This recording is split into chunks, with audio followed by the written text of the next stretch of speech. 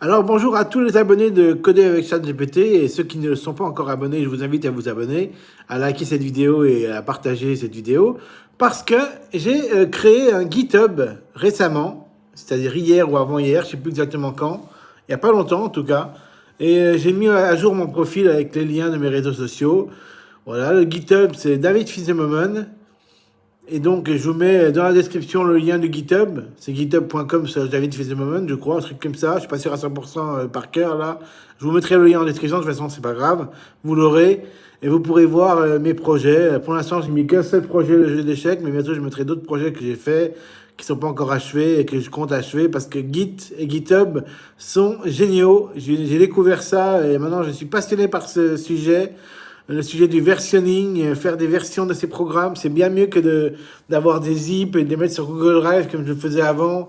J'avais des zips, je mettais des noms pour mes fichiers zip. Par exemple, nouvelle version 1, nouvelle version 2, nouvelle version 3, je m'y perdais. L'horodatage, des fois je m'y perdais un peu, des fois j'avais pas les bons fichiers. Alors que là, maintenant, avec Git, on a le bon versionnage, le bon versionning, avec la dernière version mise à jour, l'horodatage parfait. On peut rétrograder, on peut revenir à avant, on peut revenir à une version précédente.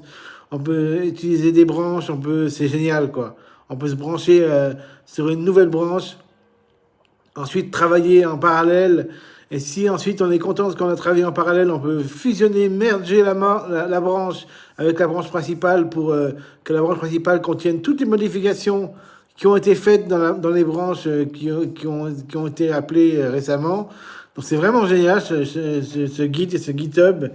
Donc je vous conseille de l'utiliser si vous êtes développeur web ou développeur d'application quelconque en open source. Et même si vous ne faites pas d'open source, ça va être payant en privé bien sûr. Leur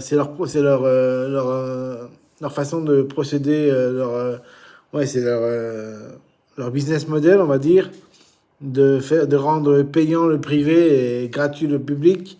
En tout cas, si vous avez des projets open source que vous voulez partager au plus grand nombre et dont vous voulez que les gens travaillent avec vous éventuellement pour faire des améliorations, etc., etc., bah, pensez à Git et GitHub, hein, c'est les meilleurs programmes que je connaisse qui permettent de développer des programmes, les mettre sur Internet et les partager au plus grand nombre.